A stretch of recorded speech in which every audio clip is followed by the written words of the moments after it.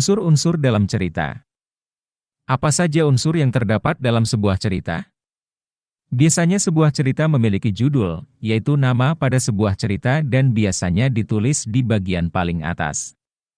Selain itu ada unsur intrinsik, yaitu tema, tokoh, penokohan, alur, latar atau setting, sudut pandang, dan amanat.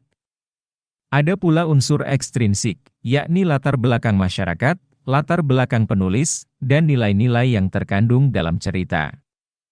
Kali ini kita akan membahas tentang unsur intrinsik sebuah cerita. 1. Tema. Tema adalah ide sebuah cerita. Contoh, persahabatan, keluarga, pendidikan. 2. Tokoh. Tokoh adalah pelaku dalam cerita. Tokoh dapat berupa manusia, hewan, atau tumbuhan. 3. Penokohan. Penokohan adalah sifat atau watak tokoh dalam cerita. Contoh penokohan adalah rajin, pemberani, malas, sombong. 4. Alur. Alur adalah urutan jalan cerita. Jenis alur adalah alur maju, alur mundur, dan campuran. 5. Latar atau setting. Latar atau setting dibagi menjadi 3. A. Latar tempat. Contoh latar adalah hutan, pantai, sekolah. B. Latar waktu. Contoh, pagi, siang, sore, atau malam hari. C. Latar suasana. Contoh sedih, menegangkan, haru. 6. Sudut pandang.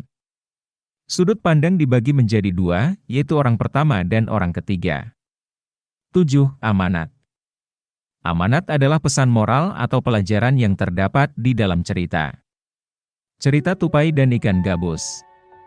Dahulu kala, hiduplah sepasang sahabat di daerah Kalimantan Barat. Mereka adalah seekor tupai dan seekor ikan gabus. Setiap hari mereka melakukan kegiatan bersama. Mencari makan, bermain, bahkan mengunjungi tempat-tempat baru selalu dilakukan bersama. Suatu hari, tupai tidak melihat gabus, sahabatnya. Ia mencarinya ke tempat biasa gabus tinggal. Saat bertemu, tupai sangat kaget. Gabus terlihat lesu.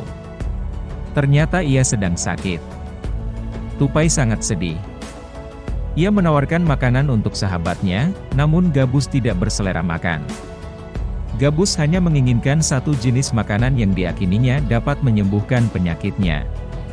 Tupai berjanji akan mencari demi sahabatnya. Setelah gabus mengatakan makanan yang dapat menyembuhkan penyakitnya, tupai sangat kaget. Ia harus mencari hati ikan hiu. Ikan hiu sangat ganas. Tidak terpikir olehnya ia bisa mendapatkannya. Namun tupai bertekad untuk mendapatkannya.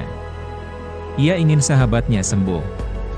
Tupai kemudian melompat dari satu pohon kelapa ke pohon kelapa lainnya yang dekat dengan tepi pantai.